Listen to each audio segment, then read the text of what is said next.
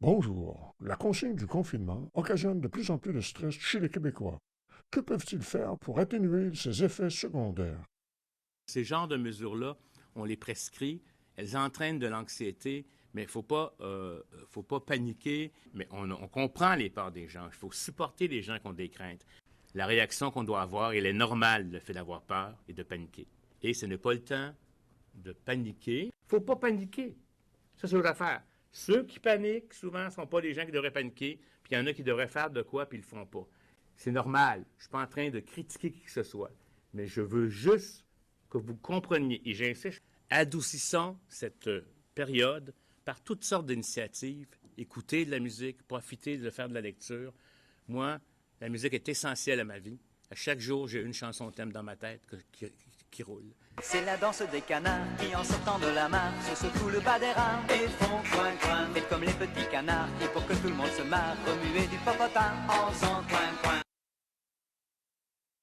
On ne veut pas non plus que les gens paniquent et pensent qu'ils vont être en réclusion chez eux. On n'est pas arrivé le jour au lendemain en disant, là, ça y est, tout le monde reste à la maison, on ne vous parle plus. Ça ne veut pas dire que vous ne pouvez plus sortir à l'extérieur et plus voir la lumière. De grâce, on va développer des gens qui vont faire des psychoses. Puis je peux vous dire, là, à un moment donné, on finit par devenir fou si on est toujours enfermé.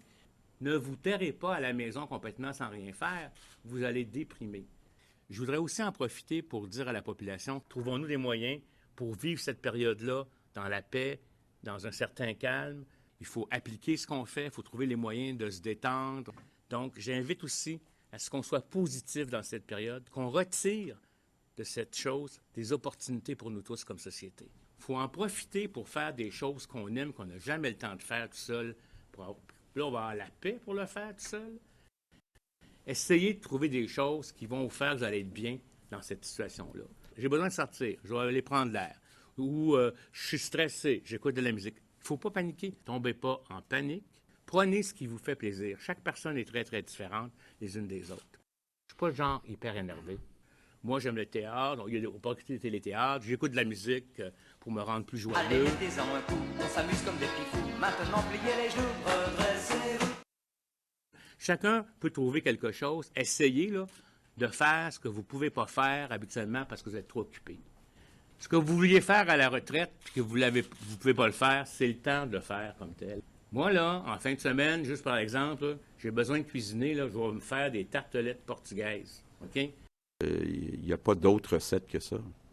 Je suis en train d'essayer des nouvelles recettes. Bien, ça va me donner un plaisir parce que j'ai jamais le temps de faire ça. Là, j'espère qu'on va me laisser un peu de temps en fin de semaine. Profitez-en positivement, transformez ça en quelque chose de positif. C'est ça que je voulais vous poser comme question. Merci.